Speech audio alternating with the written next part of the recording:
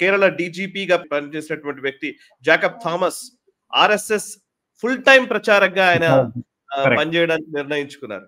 So full time ప్రచారకగా ఒక జాకబ్ థామస్, పేరు జాకబ్ థామస్, క్రిస్టియానిటీ ప్రాక్టీస్ చేస్తున్నటువంటి వ్యక్తి. సో అట్లాంటి వ్యక్తి ఇంకోవైపు ఆర్ఎస్ఎస్ లో చేరారు, ఫుల్ టైం ప్రచారకగా పనిచేస్తున్నారు. కాంట్రాస్ట్ ఒకవైపు చూస్తేనేమో ఆర్ఎస్ఎస్ ని దుర్భాషలాడుతున్నటువంటి దంతాలు కనబడుతున్నాయి, ఇంకోవైపు ఆర్ఎస్ఎస్ వైపు విపరీతంగా ఆకర్షితులు అవుతున్నటువంటి చాలా మంది కనబడుతున్నారు. రాహుల్ గాంధీ ఎప్పుడు చెప్తుంటారు, ఎస్పెషల్లీ ఇప్పుడు ఖర్గే గారు కూడా చెప్పారు, ఆర్ఎస్ఎస్ ఏం చేయలేదు ఫ్రీడమ్ స్ట్రగుల్లో అని చెప్పి. మనం కూడా అర్థం చేసుకోవాలి, ఆ టైంలో ఫ్రీడమ్ స్ట్రగుల్ లీడ్ చేసేది కాంగ్రెస్ పార్టీ లీడ్ చేశారు, ఆర్ఎస్ఎస్ కాదు. కాంగ్రెస్ పార్టీ పని చాలా చిన్న చిన్న ఆర్గనైజేషన్స్ ఆ టైంలో. మన తెలంగాణ తీసుకుందాం సాయి గారు, హిందూ మహాసభ ఉండే ఇక్కడ మన దగ్గర, ఆంధ్ర హిందూ మహాసభ, వాళ్ళు చాలా కంట్రిబ్యూట్ చేశారు. మన దాంట్లో ఈగో ప్రాబ్లమ్స్ చాలా ఉండే, మన అందరికి తెలిసింది. ఆ ఈగో ప్రాబ్లమ్స్తోనే ఇక్కడున్న మన ఏం చెప్తారు, ఆంధ్ర మహాసభ కొట్టుకున్న తర్వాత కమ్యూనిస్ట్ వాళ్ళు ఒకవైపు వెళ్ళిపోయారు, వీళ్ళు ఒకవైపు వెళ్ళిపోయారు, కాంగ్రెస్ వాళ్ళు. ఫ్రీడమ్ ఫైటర్ అండ్ ఆర్ఎస్ఎస్ అని చెప్పి ఒక చాలా పెద్ద డిబేట్ జరుగుతుంది. అప్పుడు ఆర్ఎస్ఎస్ ఏం చేశారు, ఆర్ఎస్ఎస్ ఫ్రీడమ్ ఫైటింగ్లో ఉన్నారు, కానీ వాళ్ళు ఏం చేస్తుంటే హిందూ కన్సాలిడేషన్ చూస్తున్నారు. హిందూ కన్సాలిడేషన్ ఏంటి, హిందూ కన్సాలిడేషన్ చేయాలి, హిందూ కన్సాలిడేషన్ చేస్తేనే అది. హెగ్డేవార్ కాల్ చాలా క్లియర్గా చెప్పారు. ఆయన కాంగ్రెస్ పార్టీ ఉండే కదా, ఆయన కాంగ్రెస్లో ఉన్నాడు దానికన్నా ముందు. ఈ జరిగిన దానికి కూడా ఈ డెఫినెట్గా ఆర్ఎస్ఎస్ ఐడియాలజీని ఒక హిందూ రాష్ట్రాన్ని క్రియేట్ చేయడానికి కల్చర్ అండ్ రిలీజియస్ రివైవల్ చూసుకున్నారు. అట్లా చెప్పుకుంటూ పోతే చాలా మంది ఉన్నారు సాయి గారు, who participated from the RSS, indirectly చెప్పుకోవచ్చు. అది నానాజీ దేశ్ముఖ్ ఉండొచ్చు, మిగతా వాళ్ళు ఉండొచ్చు, అందరు. ఈవెన్ హిందూ మహాసభ నుంచి చూస్తే మీరు సవర్కర్ గారు, టెక్నికలీ సంఘ్ కాదు కానీ he was part of the Hindu Mahasabha part of it. So డెఫినెట్గా నేను పార్టిసిపేట్ చేయలేదు, మీరు ఎంతమందిని ఉరి తీశారు, ఎంతమంది జైలుకి వెళ్ళారు అని చెప్పి ఇవాళ ఖర్గే గారు ఎవరితో స్టేట్మెంట్ చూశారు. దానికి ప్రసక్తి లేదు, ఎందుకంటే RSS is never a part of the freedom struggle అన్నమాట. వాళ్ళ స్ట్రాటజీ అలాగుంది, వాళ్ళ స్ట్రాటజీ చూసుకున్నారు. కానీ మీరు అడిగిన ప్రశ్నకి వై డిడ్ జాకబ్ థామస్ లాంటి వాళ్ళు ఎందుకు వస్తున్నారు ఆర్ఎస్ఎస్ చేరుతున్నారు, సాయి గారు ఒక డిసిప్లిన్ ఉంది ఆర్గనైజేషన్, అందరికి తెలిసింది. ఈవెన్ వాళ్ళు ఎప్పుడు నేను చూస్తుంటా, వాళ్ళు బయట ఫుట్వేర్ చెప్పళ్ళు ఒక శాఖకు వచ్చినప్పుడు కానీ ఒక బయటకు వచ్చినప్పుడు కానీ వాళ్ళు ఎట్లా అరేంజ్ చేస్తారు చూడండి, లైన్గా పెడతారు, ఎవరు అక్కడిక్కడ పడేసి వెళ్ళిపోరు.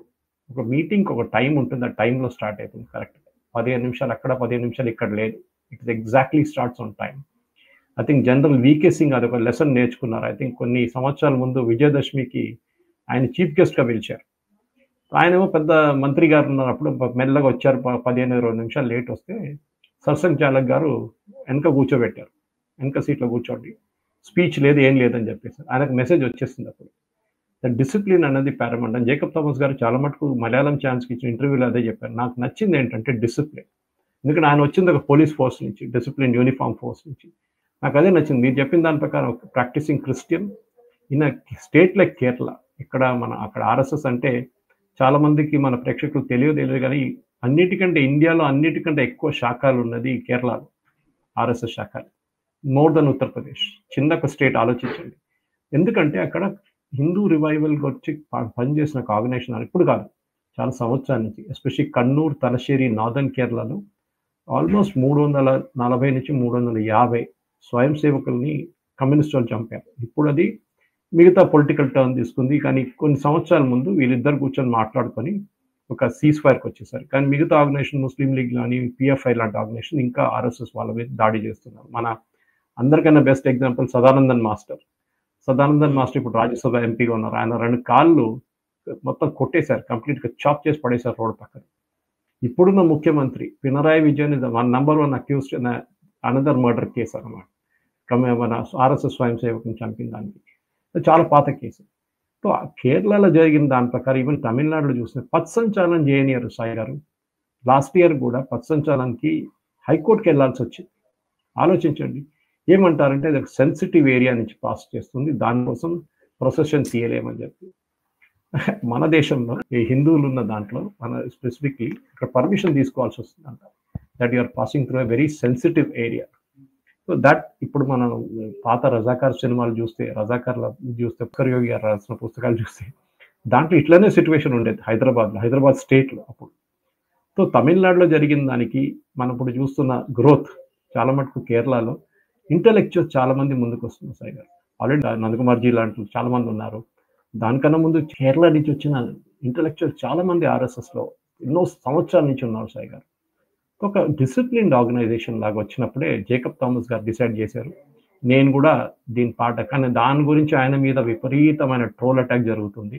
ఎందుకంటే మనందరికి తెలుసు, ఎస్పెషలీ క్రిస్టియన్, మీరు సంఘీ ఆర్గనైజేషన్ ఎట్లా వెళ్ళిపోయారు, మీరు కమ్యూనల్ ఎట్లా అయిపోయారు, అది ఇది అని చెప్పేసి.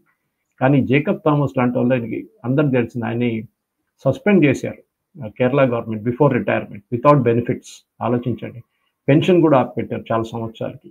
ఎందుకంటే ఆయన ఒక పుస్తకం రాశారని చెప్పి. పుస్తకం రాయకూడదంట, పర్మిషన్ తీసుకోవాలంట గవర్నమెంట్ దగ్గర నుంచి సర్వీస్ రూల్స్ ప్రకారం. Anyway that's an old story.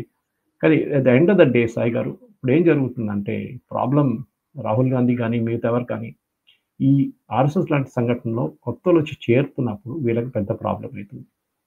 పాత కార్యకర్త ప్రచారకులు కానివ్వండి, ఫుల్ టైం ప్రచారకులు కానివ్వండి, మిగతా వాళ్ళు అందరూ సంఘటన కోసం పనిచేసేటోళ్ళు ఎన్నో సంవత్సరాలు చేసుకుంటూ వస్తున్నారు.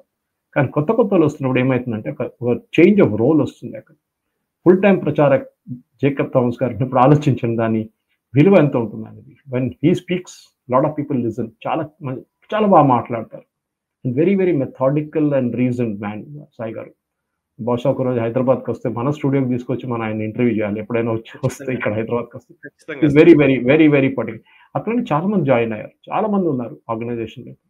సో అనూప్ యాంటనీ చూడండి ఎక్కడి నుంచి వచ్చారు. Of course is not with the sun, కానీ రైట్ వింగ్ వచ్చారు. ఏకే యాంటనీ కొడుకు ఉన్నారు.